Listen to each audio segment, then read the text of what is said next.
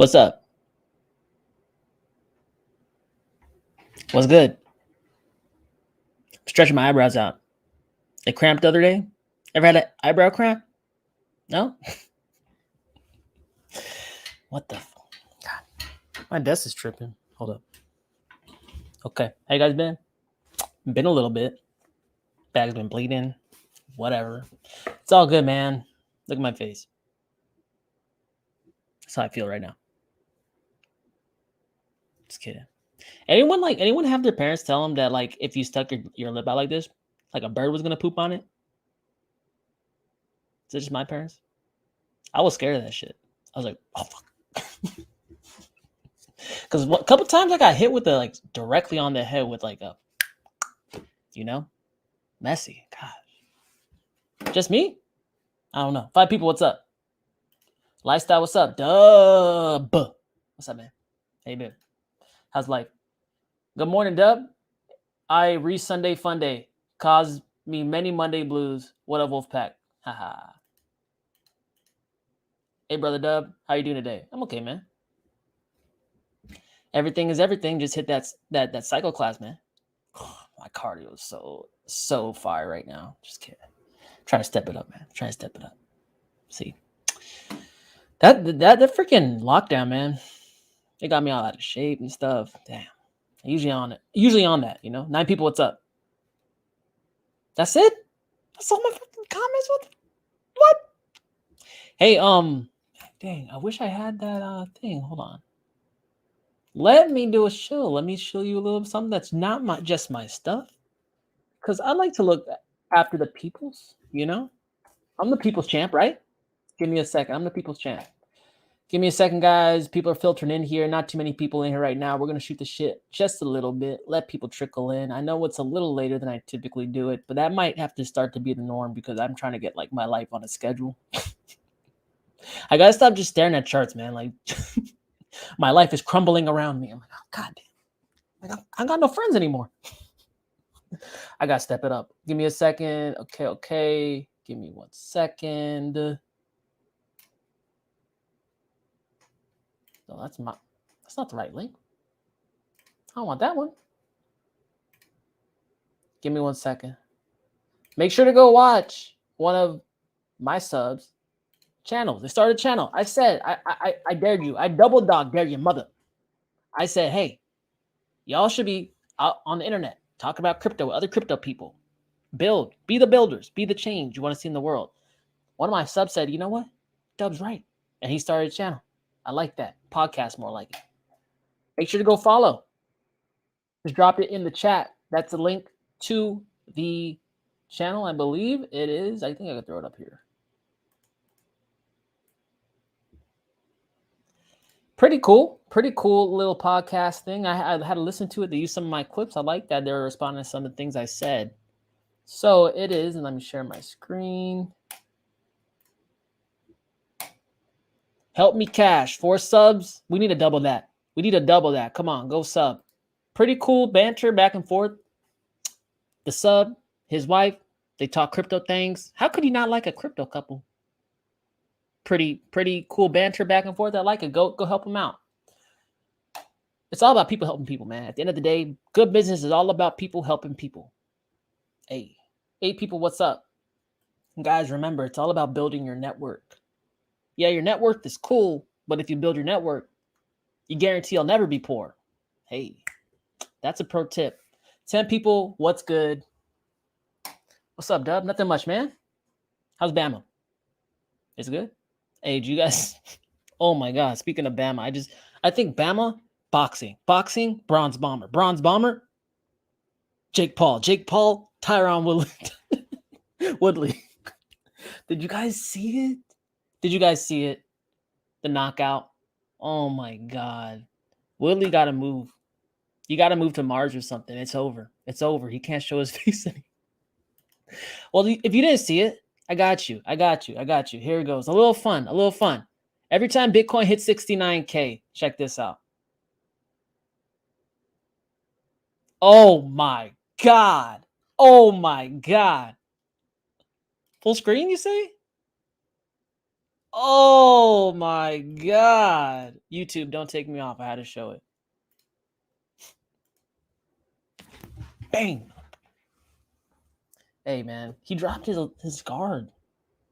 Okay, guys, I'm an avid boxing fan. I like boxing a lot. I used to box a little bit. And damn, guys, what do these UFC guys get about head movement? You got to move your head. It's like a sitting freaking target. You just stand there, you get hit in the face. That's what happens every time. 10 people, what's up? Bull run, meh. Sleeping. Lane.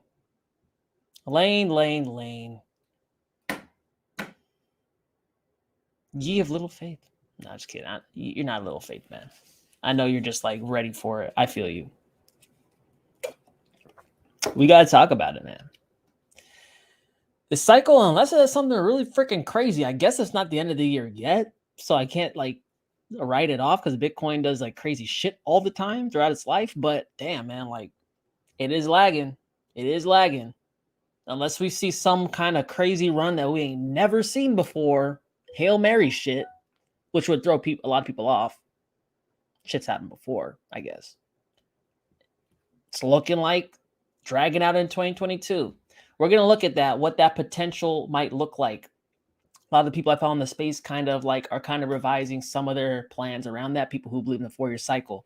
Again, the 4-year cycle is not out the window yet. It's just looking less and less likely as days go on for obvious reasons. I mean, in 2013, the big rise up took about 2 months. I mean, it was pretty parabolic, but it still took about 2 months. We're talking about what?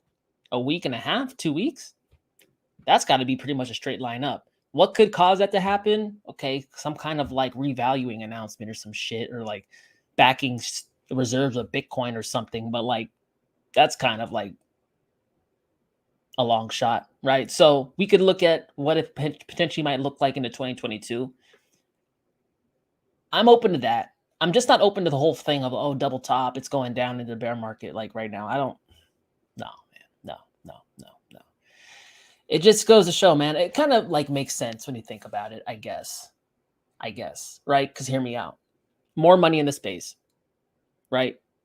Money, market cap equates to mass. Harder to move things with great mass, right? So with it, staying submerged for a little longer to get a similar effect to the upside, it does play in turn along with that, right? More market cap takes more money to move it. Might be start to move slower over time. Less impulses and whatever. We're going to look at it. It makes me sad. 4-year cycle. Make me look like a freaking fool on Aaron, man. God. I got to calm down, man. I've been drinking coffee all day, though. You know how it is. 12 people. Wow. That's a lot of people. Thanks, man. I was down to single digits in June. All those fake wolves, they want to be all up in here. Well, you could tell, though. You could tell fake wolves, man. You could sniff them out. It's easy. You could smell fear.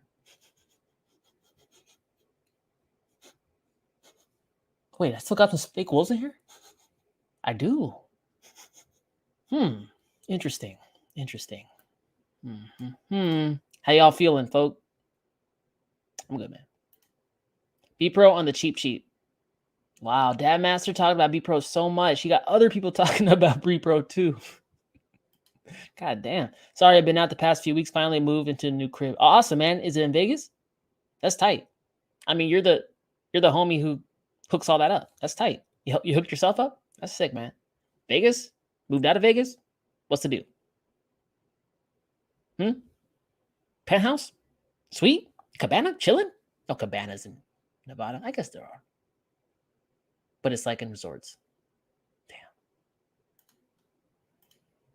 That's my that's a link to the podcast. 10 minutes in. We're gonna get going, guys. I know people dropping off, but let me just say what's up. Yo, Dub, my bags, this market. He's mad. He's pissed. Crypto fitter. God damn it. Hey, man. Join the club. I'm a permabull, but goddamn, I can still be disappointed with all y'all. Just subbed. Lifestyle, you just subbed? Lifestyle, you just subbed? No way. I don't believe you. Dude, lack defense. It was inevitable. Woodley? Guys, you gotta have head movement. Gosh. It's like that's like a 101. That's the difference though between UFC and boxing. It's like you have to like make the miss. You gotta be in perpetual motion, or else you're just a sitting duck. All he did was throw a big old looping right hand around his straight ass 1930 guard and got hit in the face. He even dropped it down. Like you never block a body punch with your hands. You always tuck your elbows in. Like, come on, man. Didn't he train with Floyd Mayweather? 11 people, what's up? What's up, Pac? Ain't nothing much, man. He's straight snoring. He's snoozing, man. He's snoozing. Oh, ready for Open Zoo? Oh, yeah. You said I got into the early list? How'd you know that? They publish it? I didn't even know that. I gotta get an NFT in there. More interested in VZoo gets on exchanges. That's the Ethereum version. Is that the Ethereum version of Zoo? MCC to the moon. I hope you're right, man. That'd be good. MCC? The hell's MCC? Who's MCC? Ain't no bitch in my blood, roll tide. Hey. No. Never that. Brown's Bomber, he be nailing people down to the freaking canvas with a hammer all the way from Bama. That's what he said. No fear, we're almost there. I gotta start lifting again too, man. I used to be all into lifting. I'm like half jock, half nerd, half coffee. We will see a rise in the market somewhere between 27 December, mid of January. How do you know that, Sebastian? You know you an inside man? Sebastian's an insider. DCR just popped 54% today. Okay. You know what? Lane, you're right. DCR. Okay, I called DCR's exact bottom to the day. I'm not going to say like I planned that shit. I just happened to release like a video. It dropped all the way down too. Yeah, that's sick. Yeah, see that guys, that W pattern? I talk about W's. Look at that double bottom. That basically telling you that people came in, bought up at one point, came back down again, bought up another time. So that shows you like a consistent like price area of which people like to buy things. That's called a double bottom. That's typically showing you that the price more or less won't go farther above. Any much farther below, because people are coming in like, oh, that's a cheap. That's like basically the value. Like value is subjective, right? Bitcoin at like $100 million in value, might be overvalued. Bitcoin at like $100, undervalued, right? When people come and you see a double bottom, that suggests undervaluation. You could sell by people just came in and just did fat buys at this point, sent it back up. Now it might come down because this is looking like pretty parabolic, right? But like, it'll be higher and sit and like accumulate at a higher point than what $60 something or so. But I did call like DCR down here like $11. And then I just did that. That was a good timing. Tell people what's up. And top out in April, May 2020. Well, that's what the Sebastian must be looking at some charts, because that's what my trading view chart kind of suggests. We're gonna look at it today. Yeah, it could be like in a holding pattern, like kind of like an ascending triangle. We're gonna see it. That's basically when the triangle ends. But typically, it doesn't always wait till the end of the structure to break out. It could happen in a range, right? It could be before, it could be after. Hell, depending how this whole thing plays out, if the freaking U.S. government comes out and says we're backing our shit with Bitcoin or some crazy shit, I would never plan on that. But if they did, it could be much before then. We'll see. Moral story is this, guys. We're seeing a lot of altcoins continue to pump, even in Bitcoin's inability to definitively break above 50,000. Okay, so you look around and you see what else is happening. Just don't get one-itis on Bitcoin. Other parts of the market, other facets of the market are telling you different, like a different part of the same story, right? If you're just looking at one part, or your one coin, or just Bitcoin and not Ethereum, not like Solana, not other coins, further coins down the list and shit, you're not getting the whole picture, right? Because in a bear market, remember the bear market, everything's going down. It's tanking to death. We are not seeing that. Let's just quickly jump over to CoinMarketCap to help support my thesis. Bang. We filter CoinMarketCap 24-hour period. You'll see Decred, Near, Hedera's moving back up. These are pretty respectable percentages. I mean, they're not huge because I think, well, I mean, Decred's pretty huge. We're having like pretty good outperformers, but it's alternating. Like Decred was one, then it was like, you know, the mana and all that shit. There's other ones too. Just keep an eye on this, man, because like in a bear market, this does not happen. That's the thing. So it's showing you that people are still feeling like risk is somewhat on. That's telling you that they feel that like the future for crypto as an aggregate, as a whole in the marketplace is probably more going to be more likely to be bullish than bearish. They're voting with their money. They're putting their money in it because they believe that. Why do they believe it, Dubdigital? Why do they think crypto's not dead, Dubdigital? My cousin told me that Bitcoin was dead. My cousin told me it was magical internet money. Okay. Well, a lot of people have a lot of shit to say. Opinions are like assholes. Everyone got one. You know what I'm saying? We can go ahead and look at the Bitcoin liquid index and talk about it. Let me move some of this stuff out. It don't matter. It don't matter right now. Okay. This is the monthly. I think the weekly shows a little better though. Yeah, much better. Let's move this volume out. Oh, tell me anything? Yeah. Yeah, not really. Let's move it. Okay. Bitcoin liquid index. I'm not going to show the whole thing. It's from 2010 to now. Blah, blah, blah, blah. This is the price history of Bitcoin. Okay, so we can look at it and see what it's done in the past. And most likely than not, it'll perform like that moving forward. Now, cycles are a little funny, just like fractals. They never, ever happen exactly the same, but it rhymes. When you look at, I guess when you look at this, right, between 2013 to 2007, 2013 to 17, from 2010 to 13, it looks similar, right? It's just more steep and it's done in a different way, right? We had a much longer suppression down here. Between these two tops, you'll see that it was a much more consistent rise up, but it took off later. Okay, now we're seeing something a little different, but we've always seen something a little different. So you don't let that throw you off 100%. Well, Dubdigital, it's not happening exactly the way we expected. Yeah, but it never really has. It never really has happened exactly the same. History isn't exactly the same. It sometimes rhymes. Same thing with fractals. Price history. It's literally history, just price points. Okay. So with that said, we have to be open. We have to be able to move, adapt, change. A good investor is a lot like water. Be water, my friends. You got put in a vase, a square vase, and you take the shape of a square. You get put in a round vase, you get take the shape of a round vase. Like, you know what I'm saying? We have to be willing to know what else is going on when our original thesis doesn't play out. Now, with that said, okay, the reason I'm saying that and the reason I'm like becoming less and more skeptical about this whole thing topping out exactly in December, like I initially thought, just look at how close we are to the end of the year. Like, I'm not dumb. You know, that's 14 days. 14 days to do a rise all the way up to what? That's 350% in 14 days.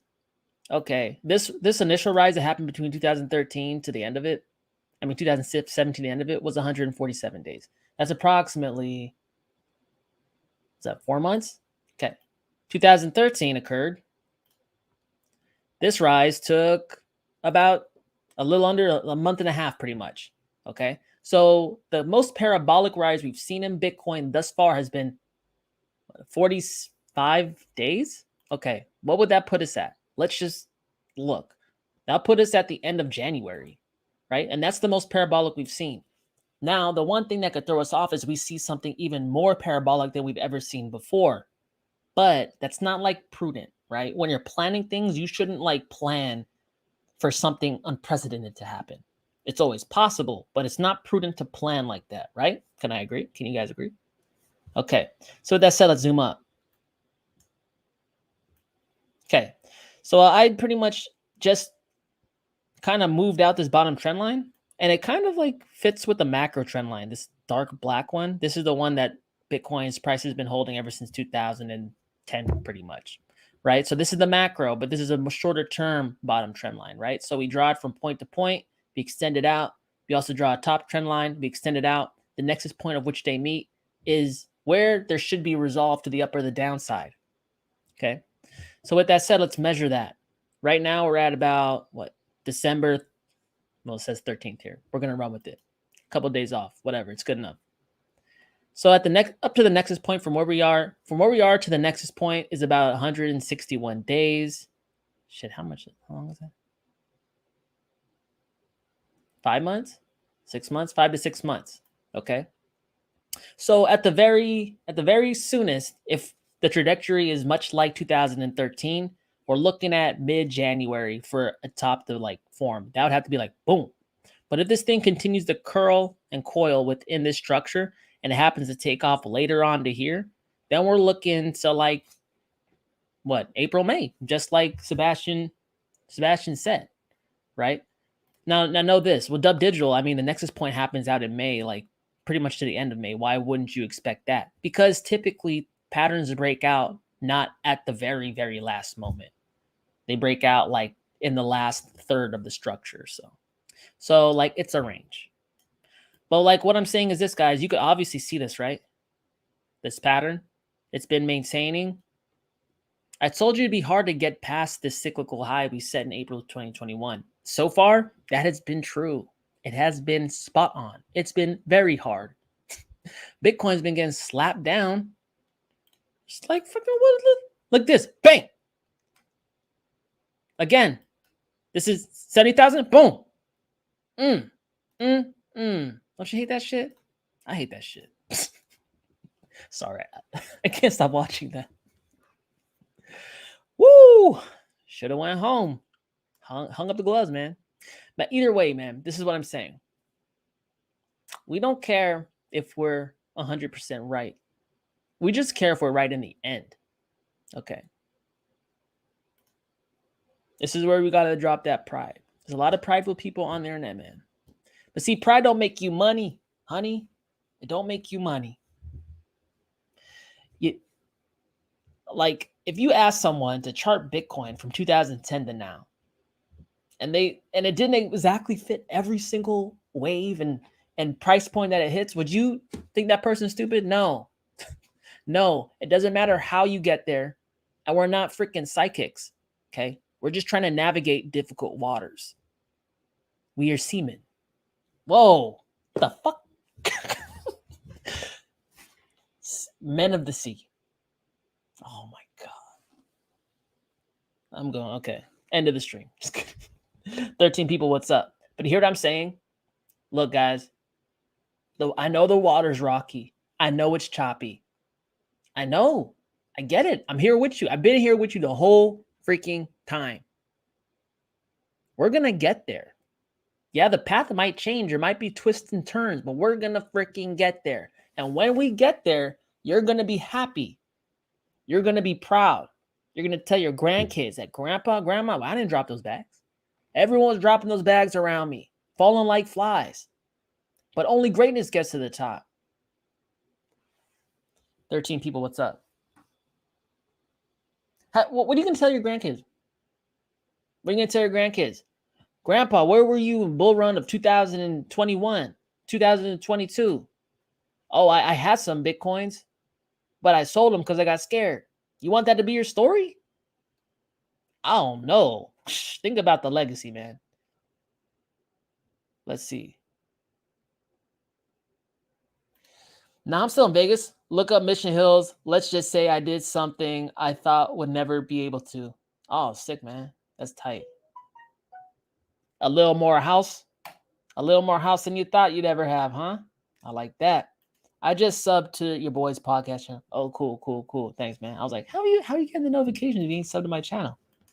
Hey, are you still holding MetaHash? Yeah, I have a little bit, man.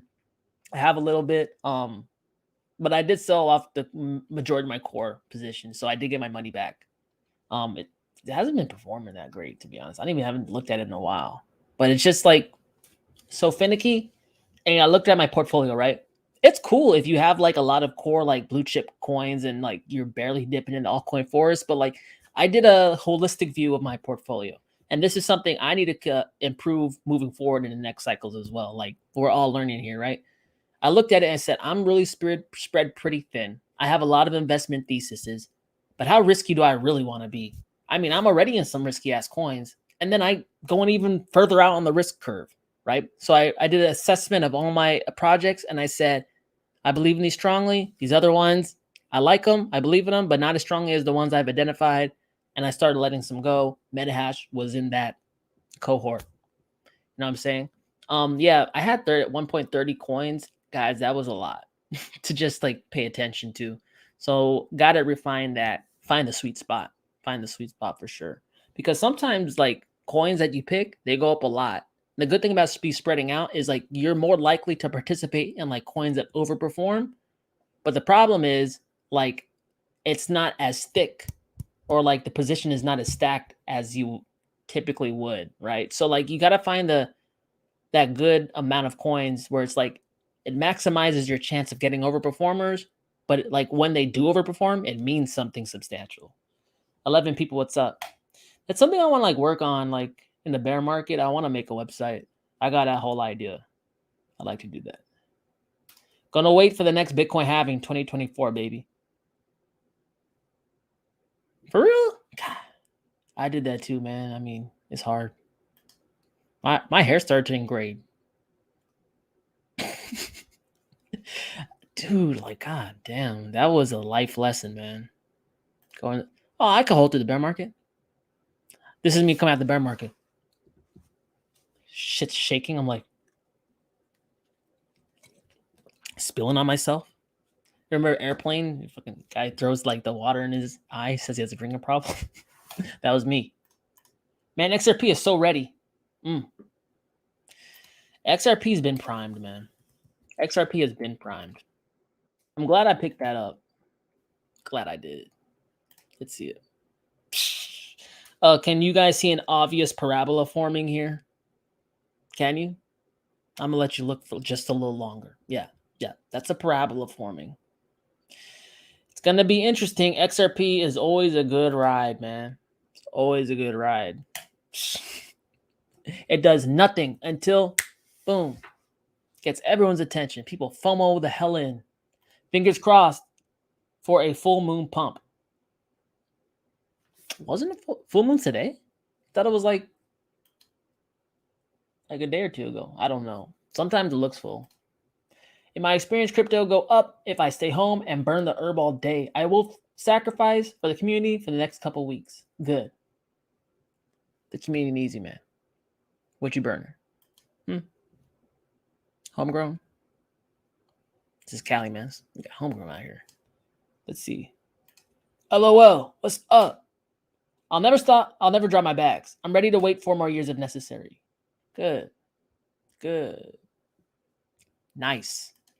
See, guys, like, that's the thing. Like, we want to capitalize when things are overvalued, but not when they're undervalued. Nope.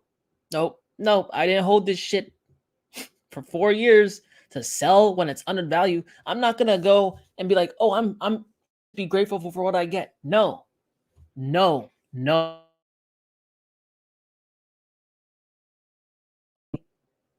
Again, you know what I'm saying? Like, how many times are you just gonna like placate? How many times are you just gonna settle in life? And settling. No. Don't you think you guys wouldn't be on here? 8 people now. 8 people now. I used to have 100 people. Look, this is the people who really believe in crypto right here. You believe in crypto. I know you do. That's why you're here on the weekend. You could be anywhere running around doing some hood rat shit. But you're here. This means you believe in the tech. You believe in what's happening here. You see it, the possibility of this changing and improving the future. You see what most people don't see. So hold the vision. You're going to be right in time. That's the problem with having the eye, man. That's the problem with having the vision. It's a blessing and a curse. You're usually early, pretty early. But I'll tell you, if you have enough conviction and you stay steadfast in your belief, in your investment thesis, in your vision of the future, it typically rewards the patient. That's macro investing over long spans of time. 8 people, what's up? Talk that. Hit the like, subscribe, join Telegram group, and check out the Wolfpack t-shirts. Hey, appreciate you, man. Appreciate you. Oh, yeah. My stuff. Oh, yeah. Come follow me at Dubdigital 2Us on Twitter. This is my merch store. Click it. Be brought to this page. Let me drop this link in the chat in case you guys want to support the homie, help support the channel. You don't have to. It's whatever. We got Dubdigital shirts. We got the diamond hands. Lifestyle be sporting that all up in his new house. He said it's soft. He said it's so soft. Dad Master be wearing the Moose Squad hoodie. He said that's soft. Come get on it if you feel so inclined. That'd be helpful. 9 people, what's up? Hey. My lessons to implement for 2022: consolidate, take profits quicker, and try to avoid writing down trends. Easier said than done. Lane, it's true. It's hard. It's hard. That's why a lot of people say buy low, sell high. So you just don't have to deal with it.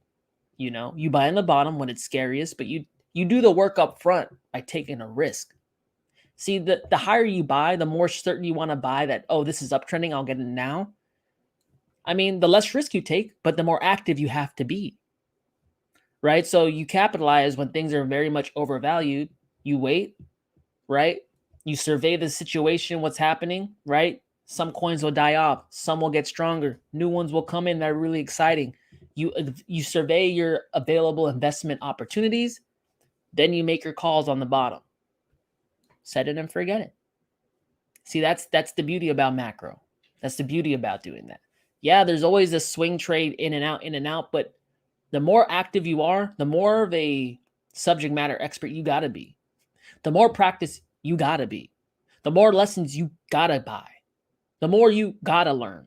And the thing is, people jump into the into the bull market thinking they could just put in 2 weeks and be good at that shit. Not knowing that it takes people entire lifetimes to get great at that shit. See, that's the thing. Macro investing is much more forgiving. It just takes a little guts. But it makes a lot of sense if you understand the cycle to cycle thing. NFTs with DeFi and gaming together is the best in market conditions, in all market conditions. NFTs are yet to be seen, man. Like, honestly, we haven't seen any of these go through a bear market yet because they're very, very new. But, like I talked to you guys about Comdex and all that. So that's like the synthetics application on Cosmos, right? Like, I'm really digging into them. And they are coming out with synthetic assets for, I think, gold, silver, and oil, right? So it's basically physically backed gold, silver, oil that you can get price action exposure to using digital assets. That's going to be interesting to see what happens in the bear market, because if like those they're tied to the price, they're basically derivatives of the physical good. So it shouldn't, in theory, drop. Like, what are going to happen to synthetic assets?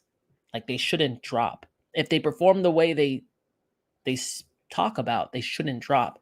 NFTs that actually represent real goods, in theory, they shouldn't drop. But you know how it is. I mean, things can look good on paper and not look good in real life. We'll have to see. The only thing is time will tell on those. But it's interesting. Gaming is a really interesting because shit, man, like, you don't got to pay anything to collect more crypto now. I like Gods and Chain. I'm going to be playing Gods and Chain this whole bear market. I have a belief in Gods and Chain. Why? Because if you know anything about Bitcoin folklore and Mt. Gox, right?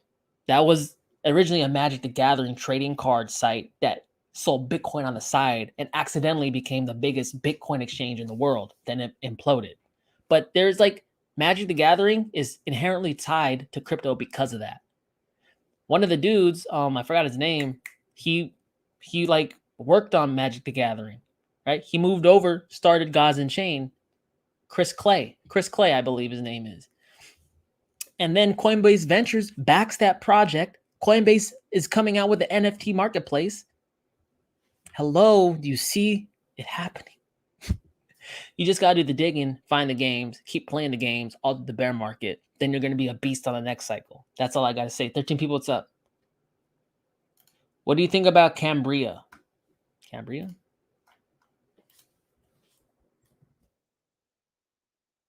Cat? Meow. Well, this thing dropped it started in the bear market. It looks like so. I never had a chance. It's starting to come back. I mean, it's kind of hard to tell with these things that in the bear market because it's really not its fault. We can't really tell. It could have been its fault. It could have not been. It's understandable why it would have tanked like this, right? I mean, Bitcoin was just moving down, down, down. Like, and if Bitcoin's moving down, then you know everything else is moving down. So was it its fault? Was it not its fault? I would lean and give it a benefit of doubt that it wasn't, right? Given the fact that we're not seeing a whole lot of volume coming in here, but the price is rising. I mean, to be honest, once it definitively breaks above 0.007 cents, I mean, there's no technical real support above that. We already made a first impulse up in April, came back down, and it got halfway there already. So could buy a little bit. It can go to 2 cents, and then like, dang, what is that? I don't even know what that is. Shit. My bad. It's the multiples though. Not bad. I don't know much about it, man. I guess I could have read it. Cambria tokens are necessary for interactions in the Cambria ecosystem. Solution seekers issue and reward deep tech challenges, buy NFT IP licenses. Innovators earn tokens for developing deep tech. Okay, deep tech. I never know what that means. Deep tech.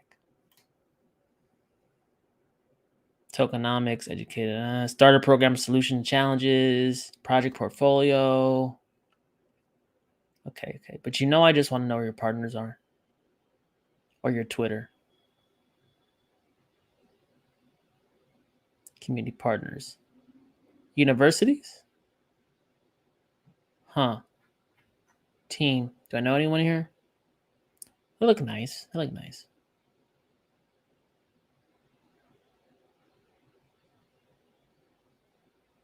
Roger. I know Roger. Just kidding. I don't know Roger. Partners. Okay. Hey. Carnegie Mellon University. Interesting. Stanford. Lehigh. Shit. Polygon. Dragon Capital. Tierra. Tomo Chain. Looks like Vietnam too. Interesting. Learn more. I think that's good enough. You can go to Twitter. Social check. Let's do a social check real quick. 34K, not bad. Cardia Chain, Tomo Chain, Kucoin. The homie Liam, WAN Chain. Interesting. I mean, it's obviously an Asian-based project. You could tell by Tomo Chain, Kucoin. Cardia is in Asia.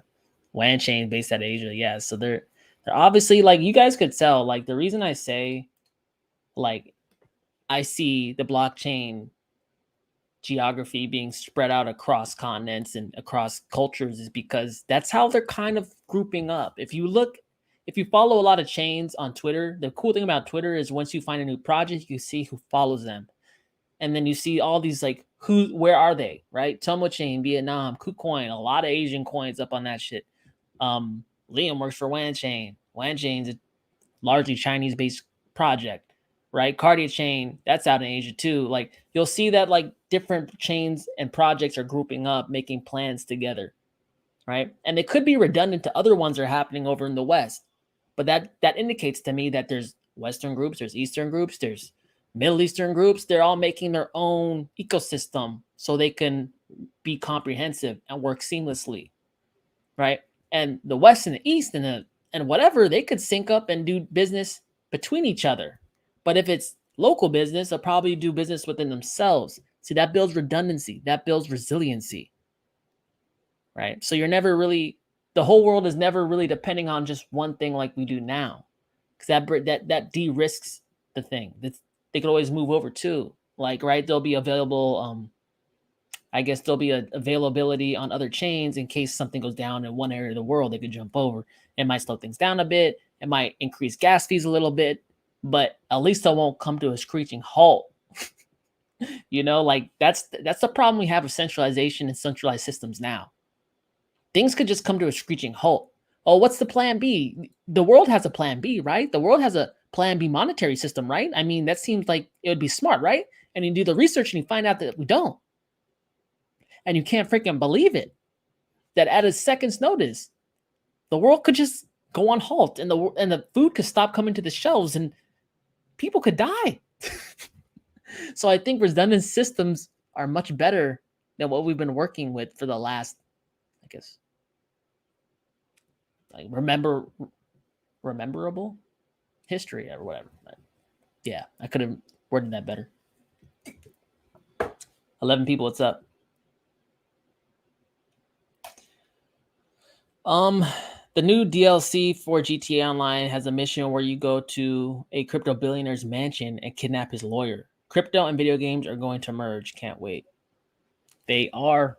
Oh, I know. See, that's the one thing too. Like, I'm already looking at.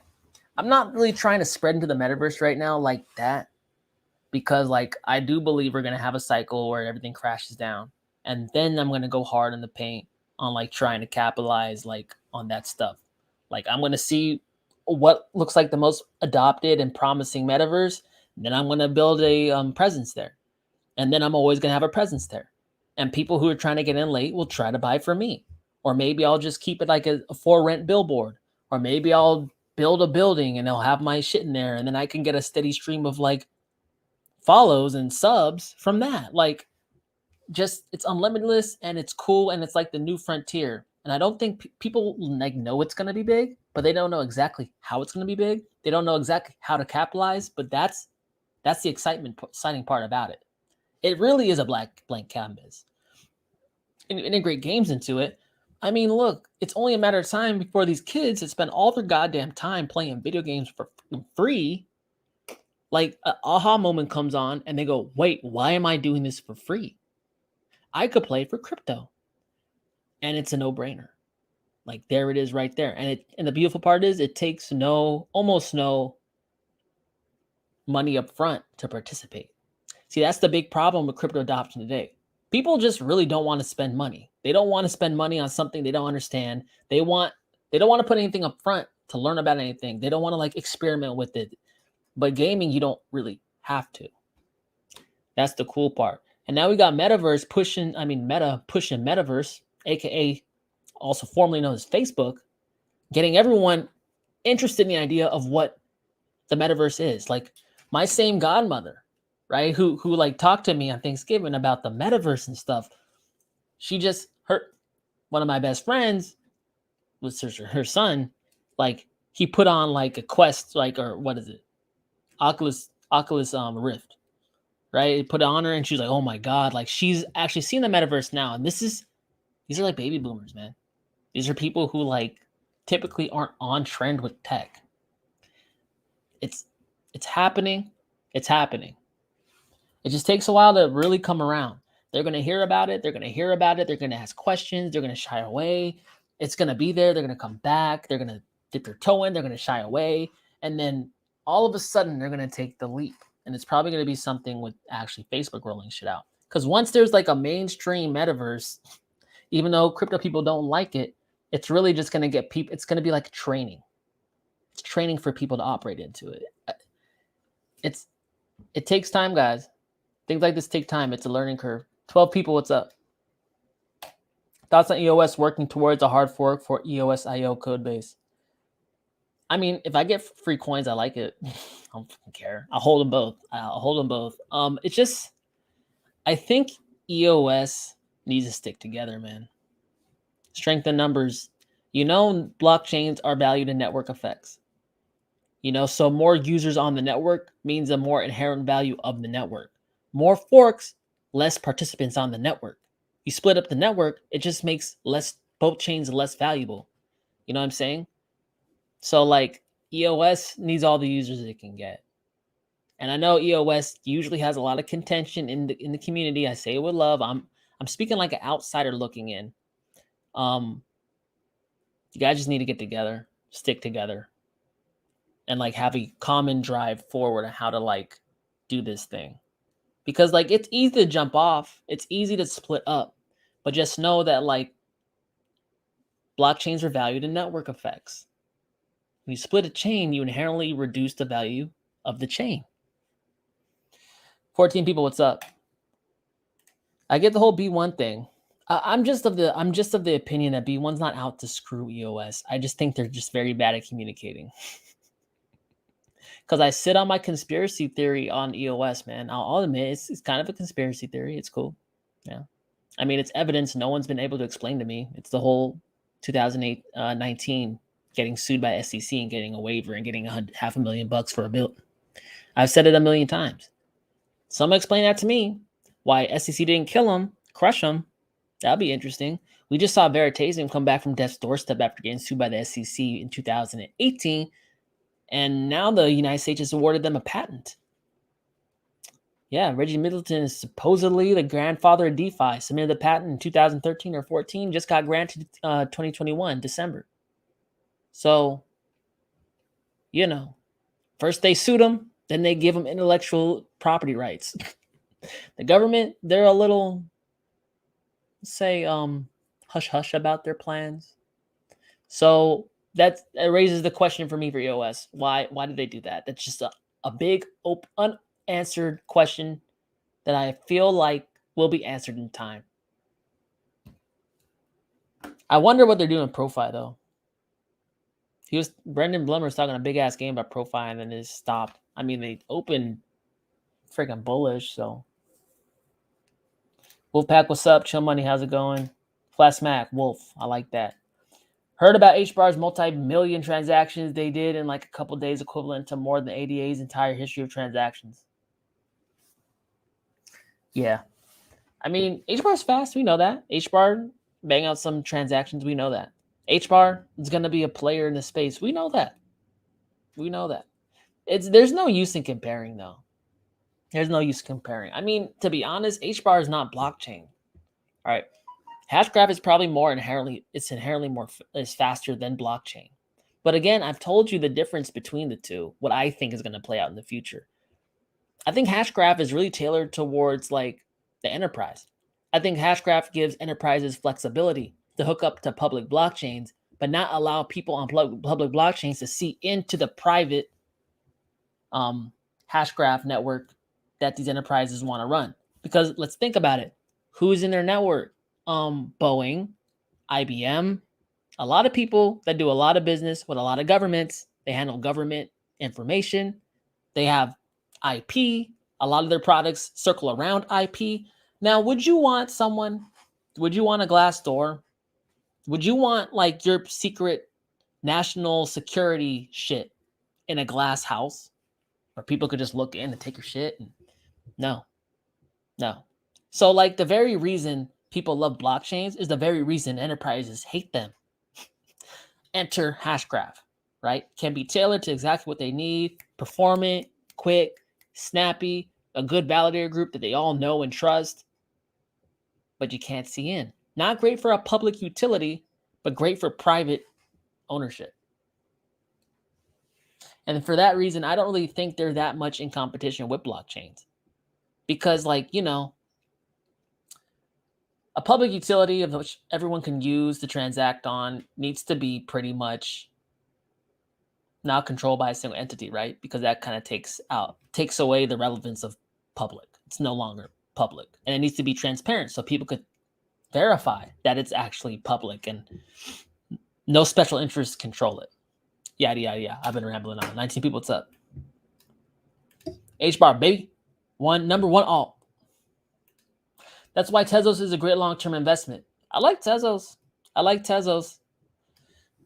I mean, a lot of people like Tezos. It just don't catch a lot of like buzz, but they're doing like the right shit, man. They're saying all the right buzzwords that all the big governments want to hear, right? Like the whole thing with we're efficient. We don't use unnecessary energy. They got people like in Korea like studying Michelson in a master degree program. Like they're handing out masters for Michelson. So you tell me if Tezos and Michelson plans to be around as a flash in the pan. I don't know. Like they're building an education. And once you get a couple of like generations educated on the Michelson, it ain't never going to go away. And the one reason I like Tezos is mainly because Michelson, you can mathematically prove to a pretty good degree of certainty that a smart contract does not have significant bugs in it. The reason I say this is important is because, okay, what? They're going to make an Ethereum contract, smart contract. It's supposed to give institutions yield, right? Institution wants to drop, I don't know, 100 million in it, get a consistent yield over time. Oh, no, there's a bug. No, ain't no institution going to risk that shit. They want to at least be pretty sure, almost 100% sure that they're going to be able to pull their money out after they put it in. That's what I think Michelson provides. It gives those institutions surety. 19 people, what's up? Network effect won't be diminished. For the split, what are you talking about, man? If a coin forks, yeah, of course it's going to diminish the network effect, but I don't know what you're talking about. It was stated. The token remains the smelts a change of code base name. The Semelt, a code base name with a new repo that would now be owned by the community instead of private entity.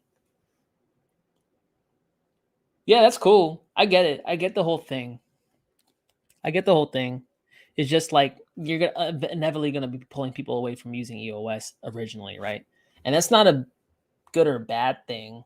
It's just like, if you guys play nice and play ball with each other, integrate with EOS, I think it could work out. It's just that I'm kind of always like skeptical, right? Like Metcalfe's law. You guys know about Metcalfe's law? It's basically the whole network effect thing, right? A Facebook with 2 people, not valuable. A Facebook with 2 billion people, valuable. That's just my thought about it economically. I was thinking about economics, man. Hello, future. Hey, I cycled in my H-bar shirt that H-bar sent me. Shit, I was going so fast. I said, I got the speed of H-bar. Billions and billions of transactions. Going fast as shit. Tezos is Bay. If you guys are looking for like a coin to jump into to get consistent yield in the bear market, I mean, Tezos, they have a cool thing where it's like the problem with like running, like being a validator for a blockchain is like you got to have like legit security, right? You can't just like be having people stake on you and then not have security and get like freaking hacked and you lose everyone's coins and they want to kill you. So like, you know how we have hardware wallets?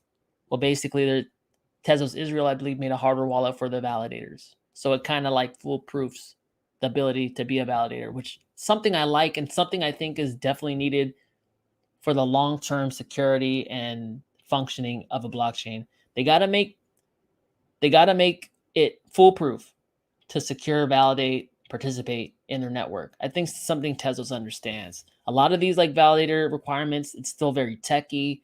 Not most of the population that participates in the network probably can't even participate in it. That's a risk, right? The whole point about like blockchains is redundancy. People being able to step in when someone falls short.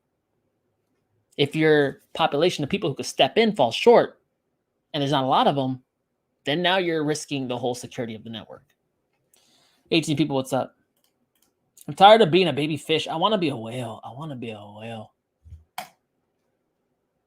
Takes time, man. Sometimes it takes a couple cycles. I mean, I'm going to be here. How about you?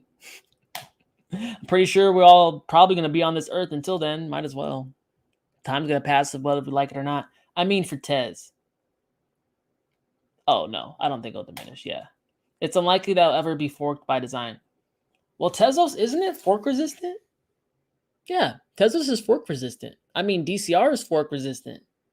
There's some coins that are fork resistant. So, like, I think that's a smart move, to be honest. But at the same time, like, if they're proof of stake, like, proof of work, people will say this. They'll be like, hey, yeah, I mean, it's cool. It's fork resistant and shit. But, like, because you're POS and basically people who own a lot of the coin basically have a lot of the say in POS structures. Like, what's going to stop you from having a big institution coming in, buying up all your tokens, and now they control your tokens and you can't even fork from them? Yeah, I mean, that's a redundancy thing. I mean, that's always a concern. So, like, forking comes in handy. That's when bad actors get control of your chain and you could just leave. Not forking also comes in handy, but there's always a risk of bad actors coming and screwing up your shit. It's always give and take. See that, guys? There's nothing 100% wrong and 100% right, or at least rarely in life. Wag Wan, are you into metaverse? And if so, which ones? Thanks. I mean, I made a video on Decentraland. I made a video on Sand. Chill Money was talking about Somnium Cubes a long time ago. I mean, like a couple months ago. They're all kind of blowing up now. Right now, I don't have a parcel in Decentraland, but I do like Decentraland. Sandbox, I can see the whole thing, but like I'm more into I get the metaverse from the standpoint of advertising. I get metaverse in the standpoint of networking. I get it in the standpoint of continued learning and education. Those are things that Decentraland, I think, are really focusing on, right? The whole thing with Crypto Valley, if you guys haven't been to Decentraland, make sure to go and do that. Like, go check out the metaverse. Don't just hear about it. Be in it. Understand it. You'll have a much more comprehensive understanding of what it is, so you could like make smarter plays. But with that said, like there's a place called Crypto Valley in there. Polygon, aka Matic, has their headquarters in there. Game Credits has the headquarters in there. Crypto companies are building headquarters in there, having conferences in there. So if you're able to get a parcel by Crypto Valley, you will forever be relevant, because Crypto Valley is only going to get bigger and bigger, and they're only going to host more and more events there as people get more used to the metaverse. See, this is the thing. I get it. Like, the metaverse is going to be the biggest Hollywood boulevard on the face of the earth, because only people in California and in Hollywood could go walk down Hollywood Boulevard. But the whole world and the whole internet could go walk down Crypto Valley. I understand it like that. If you understand metaverse in a different way, then you need to find a metaverse that tailors to that investment thesis, right? Sandbox, more like directly related to gaming, right? So if you wanted to build a game and a level and all that, you have some rad ideas for that. Rad. Really cool ideas for a game and stuff like that, then Sandbox is your deal. But I get the whole thing of like, be by Crypto Valley, location. Set up a freaking billboard. Charge projects to advertise on your billboard right in Crypto Valley. It's a very desirable location. Maybe flip it for a profit later on. Maybe not. Like, I get that. 16 people, what's up? But that 6.2 inflation rate, though, Jesus fudge. Hey, it's more than 6.2. That's just what they're telling you. Fucking telling you, man. Hey, a couple years ago they said there's no inflation, right? And now they're telling you they told you we're not on pace. We're gonna let inflation run hot. We want to hit our 2% target, which anytime you have an inflation rate target is stupid, because that's admitting to you that they're reducing your currency's purchasing power, you as the consumer. So you should take that personally. They let it run hot. They want to hit 2%. Oh, they tripled their amount. Do they have very good control on what inflation does? Doesn't seem like it, because they wouldn't have tripled it. Now they try to taper back expectations by saying, well, we want a 2% average, and we like underran previously, so we have the overrun now. You guys feel very confident that it could stop that runaway inflation train once it really gets going? I'm not. It looks like they're just doing random shit. It looks like they're losing control. What happens if they lose control on inflation? You think gas is expensive now? Out in Cali, we're paying $5 a gallon for gas. $5 a gallon. Bacon was $10 a pound.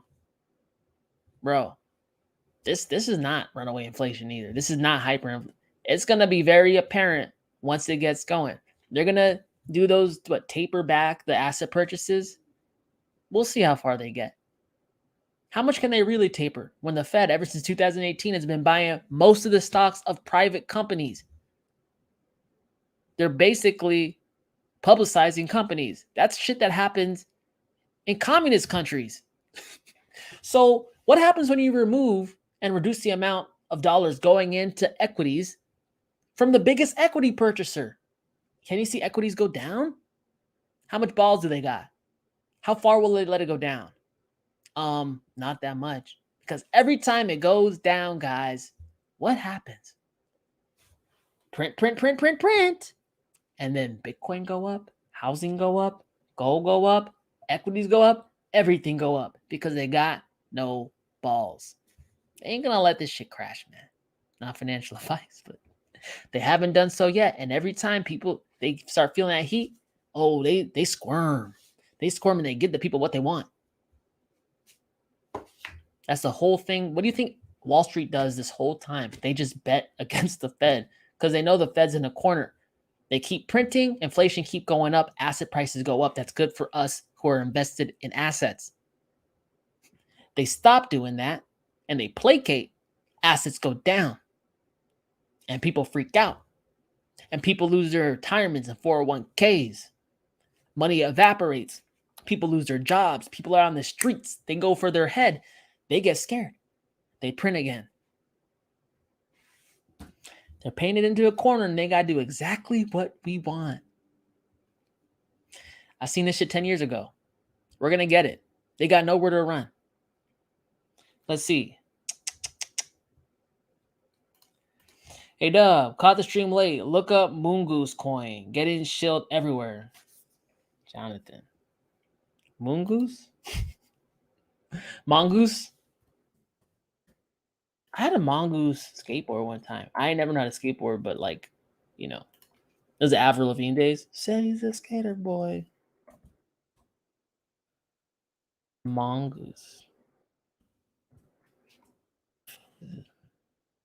This one? What is it? Has dots in its decimals.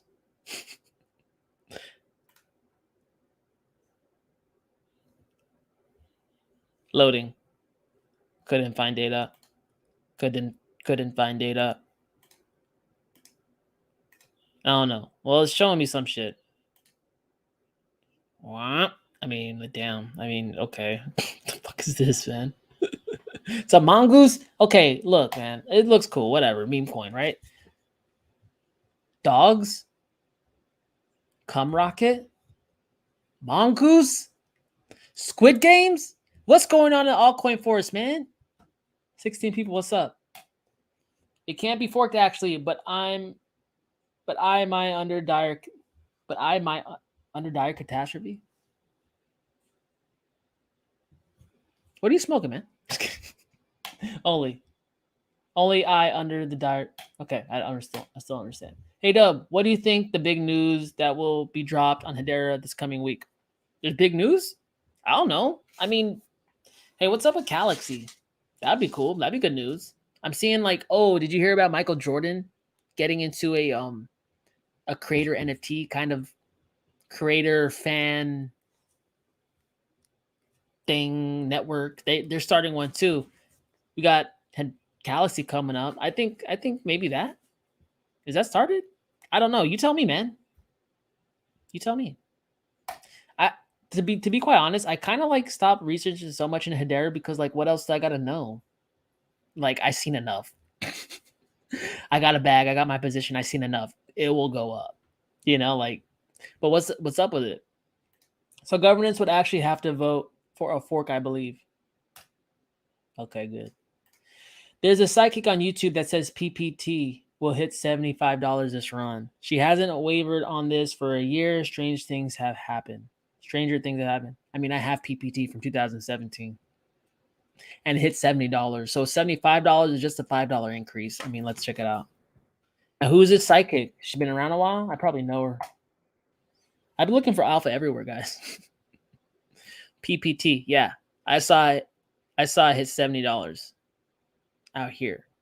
Dropped down to 46 cents. Made a little run up to $5, came back down. I mean, see, this is the thing, Lane. If it goes up back to $70, $75, why wouldn't it go higher than that?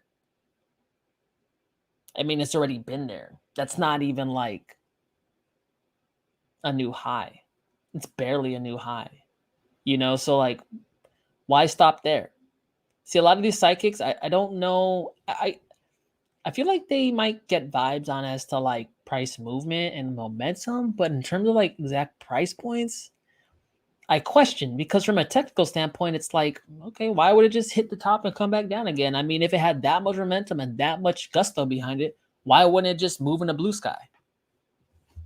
But yeah, I still own my PPT. Still own it. Cuba is down 60% from its high. They have FTX and Gemini HQs built in it. Hey, Chill Money, what's the deal with cubes though? Like, I got Decentraland kind of pegged in terms of use case. I have Sandbox, understood.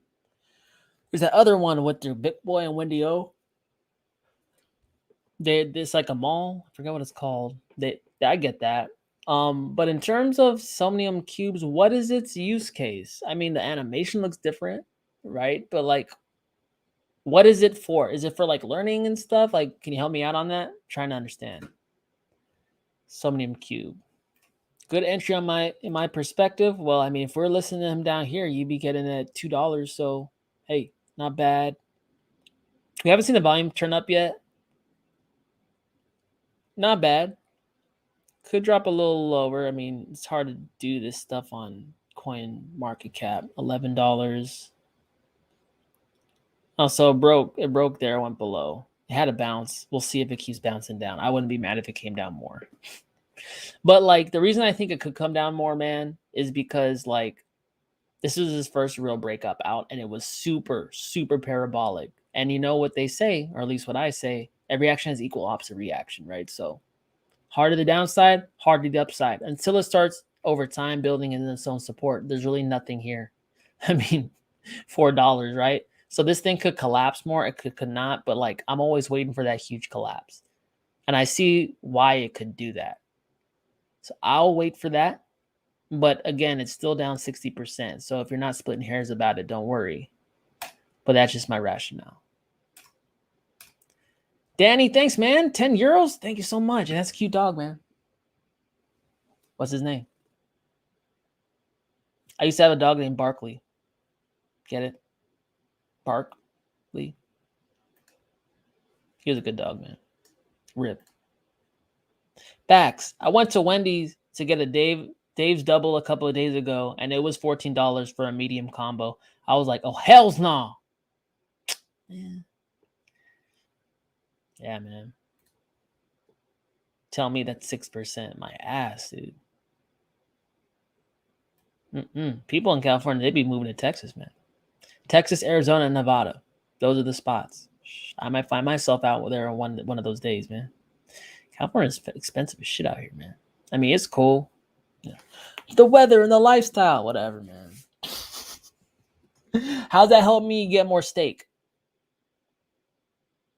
Trying to get swole. Jack in the Box is even worse. Hey, remember Jack in the Box was doing those commercials with all those girls on it? What was it? No, Carl's Jr. Yeah. Carl Jr. commercials were crazy. They taxing. Pick up any new NFTs, Dub? Yeah.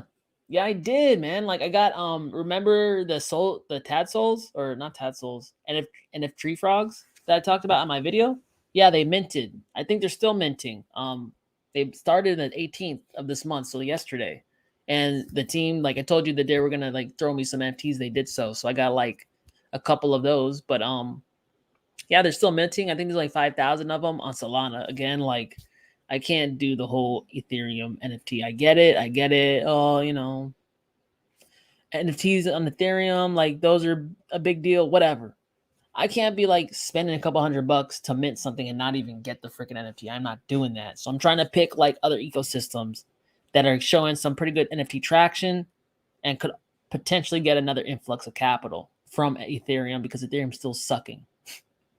So yeah, I'm bullish on Solana NFTs. I know Cardano's picking up a little bit on NFTs, but Solana is showing me strength in NFT section. It probably will continue to show me strength. So that's why I like Solana NFTs right now. Right now, I got Art Punks and NF Tree Frogs on Solana. Go check them out, by the way. Check them out. Damn, I forgot it was Sunday. Peace, Wolf fam. Dub, I'll catch this later tonight. Cool, man. How you been, Jake?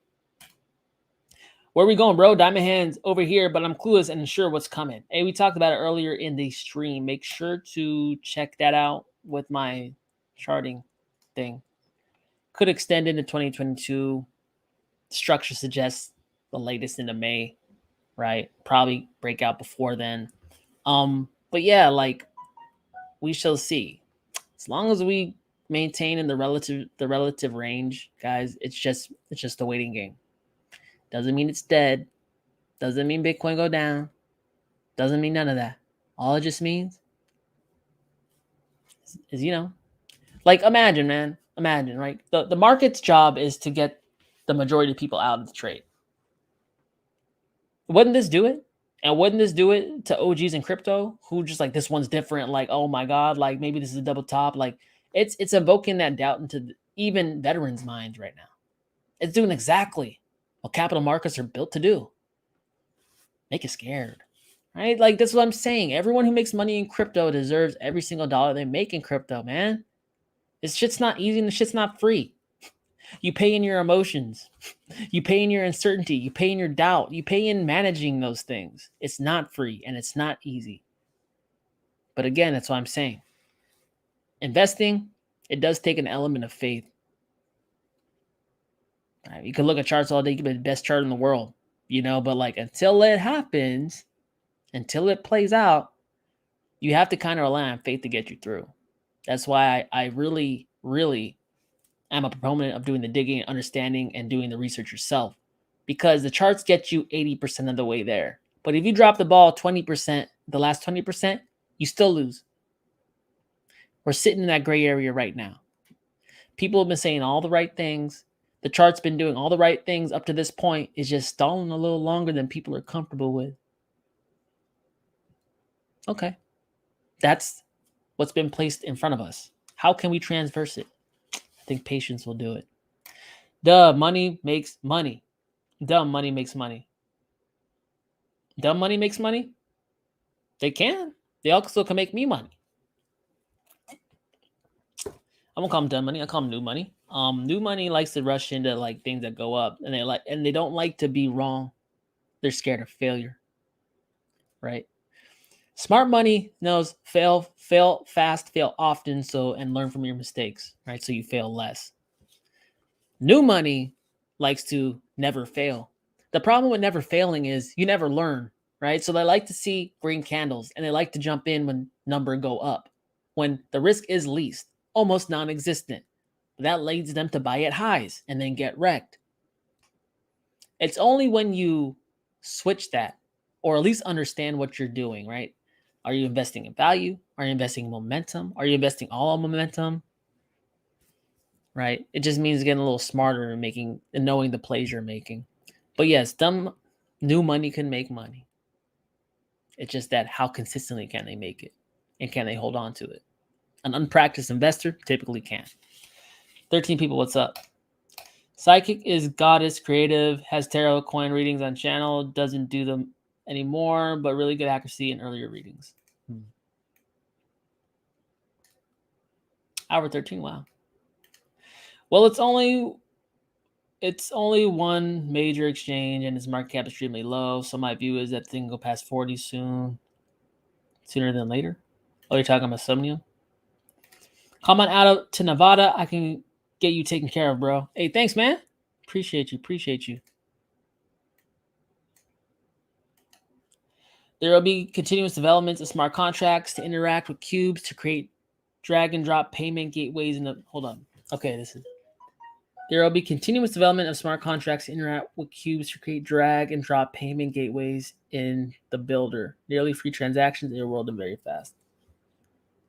Oh, cool. So it's like templates so you can build. Yeah, because like in Decentraland and other ones, you got to like pretty much be proficient in coding.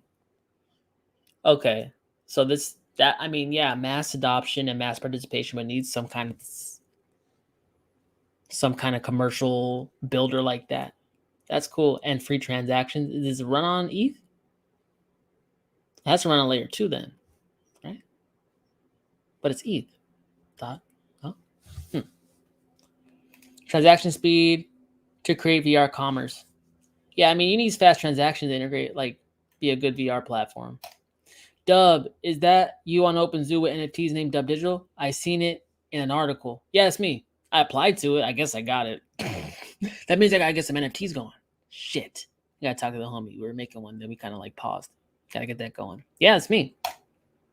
I mean, they had to let me in. I made the very first video on Zookeeper, the day of.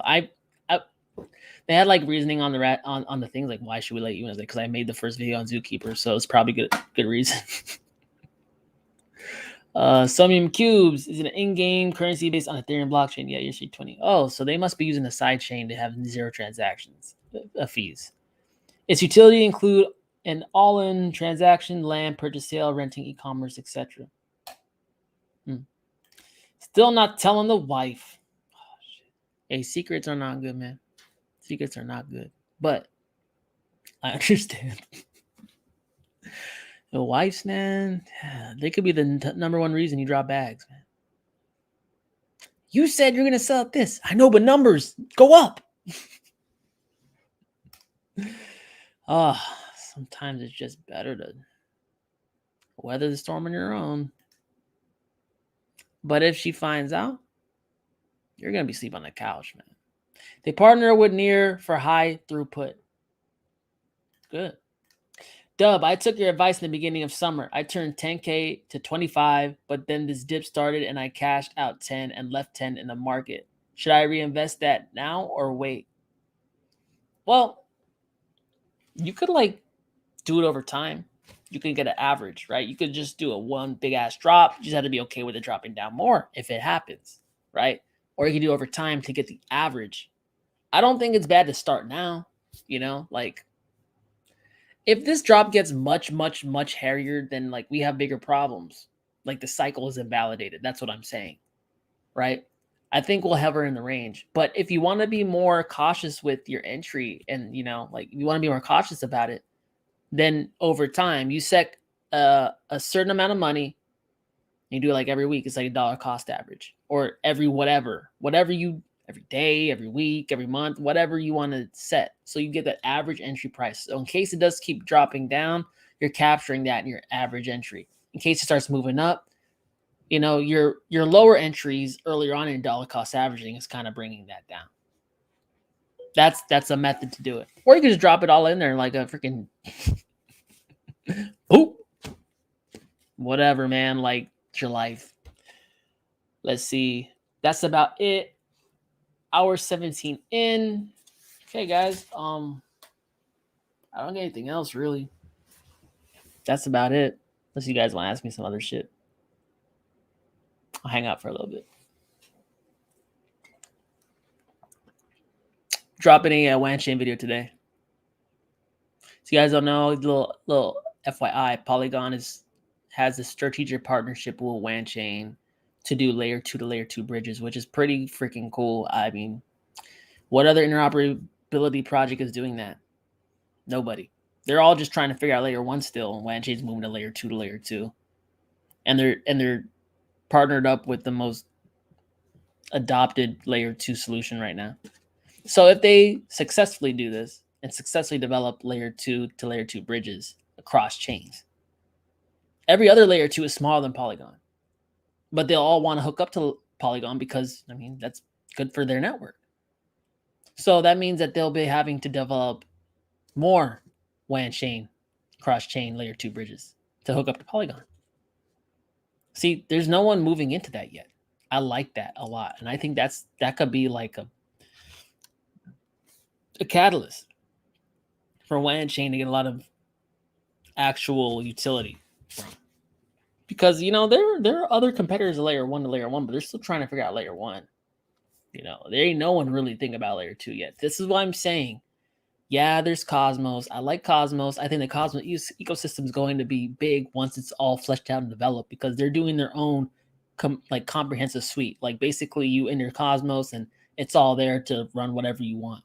But that's still building out, right? WAN chain is out there building all these bridges to all these chains. These other interoperability projects are just talking about now. And then they're moving on to layer 2. As time moves on, they're just going to keep developing and making their tech and integrations more and more advanced while the other chains are still talking about it. What the hell's Dot done? Is Dot still alive? I know the price goes up and down, but is Dot okay? They're still talking. They're still thinking, right? So I'm going to talk more about that in my video. It's a good one. What else? Thanks for the advice. Anytime, man. Any thoughts on Akala?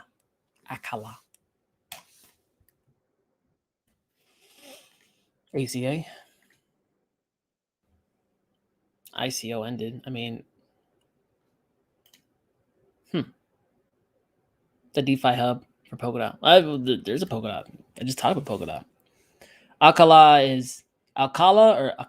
I'm not sure, is a decentralized finance network and liquidity hub for Polkadot. It's a layer 1 smart contract platform that's scalable, Ethereum compatible, and optimized for DeFi with built-in liquidity and ready-made financial applications. With its trustless exchange, decentralized stablecoin, AUSD, dot liquid staking coin, L dot, and EVM plus, Alcala or whatever, lets developers access the best of Ethereum and full power of the substrate. I mean, that's cool. Looks like an all-in-one kind of like platform thing for DOT. Cool. Pay a fraction of the gas in any token. Oh, that's cool. Any token's tight. Who are their partners? Republic. Coinbase Ventures. Okay. Guys, whenever this shows up, you got to be like, what the fuck? Because it will eventually show up on Coinbase. Polychain Capital. I've seen these guys. Arlington Capital. I've seen them before. I got to like, in the bear market, I really want to do more digging into partners so I can look at them all and be like, okay, they pick them. These are the winners. These are the losers. They usually pick more than they win. Pick more winners than losers, vice versa. Like right now, like I just know a few. I want to know them all. Spartan, Denton's big. That's the biggest law firm in the world. I mean, they're on the freaking Hedera governing council. So that's interesting. Digital Currency Group, that's the parent company behind Cointelegraph. Pantera Capital, they're big. Web3 Foundation grants program. So they got a grant for the Web3 Foundation. Interesting. What are these? More? Chainlink, Moonbeam, Compound, Ren. I mean, they're clicked up and synced up. Let's do that social check. A lot. Okay. Subquery. CEO of Comdex follows them. Other co-founder and co-founder of Comdex. A lead on P-Stake. So they have ties to the Cosmos ecosystem too. Kyle Chassé. He's the starter. He's the founder of Paid Network. Balancer. Injective. Near Protocol. Certec. This is like, you guys know Liam? Up and coming influencer for Cosmos. Cryptosteel, the homie. The premier Cosmos YouTuber now. Hey, I'm so proud of the homie, man. He did big things. Rand, Icon, CoinList. Okay, CoinList is like, they launched Solana. Solana went 700% after the listing or some shit like that. OKX. I mean, these guys are CEO of Persistence. Eduardo even follows them. Crypto, Lark Davis. I mean, okay, yeah, these I gotta follow too. Good enough for me. You guys need to have a Twitter. You need to follow all these people. You need to follow anyone in the group, like in the ecosystem, who's worth their weight in salt, who you respect their opinion. So you can, when you find new projects, you can look and be like, okay, I respect these people's opinion. Are they following them? And then if they are, it tells you that there's something that they like. And because you respect their opinion, then you should look into it, right? Because like, there's probably something that you will like if you respect your input, right? Okay. Wan Chain. Hey. Love this channel. Love you, Dub. I love you.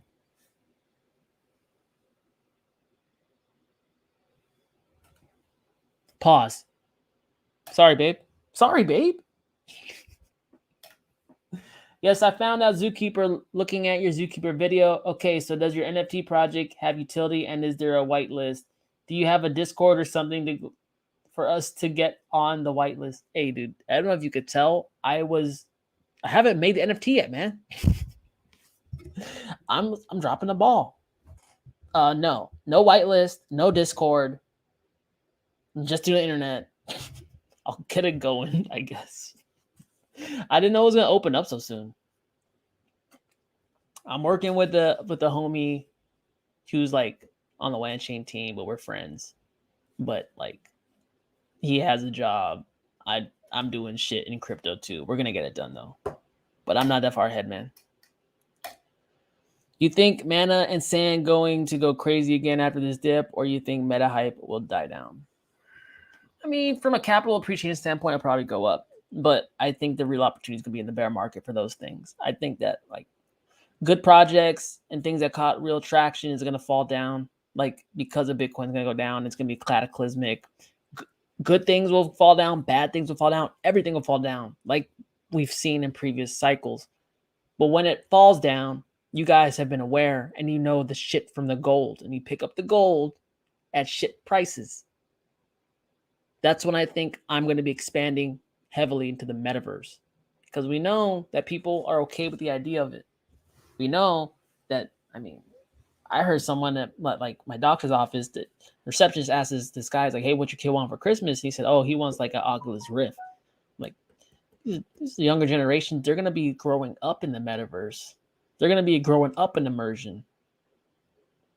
Isn't it smart to like secure some real estate, digital real estate now in there? Because like those kids are eventually gonna grow up to run the world, and they're gonna have grown up in the metaverse. It's gonna be like second nature to them. It's a little far out thinking, but hey, I mean, that's usually how you win in real estate anyway, right? You find a soon to be or will be in the future desirable area, you start developing, you grab a stake of that area, and then the area starts to improve around it. Same thing with the metaverse.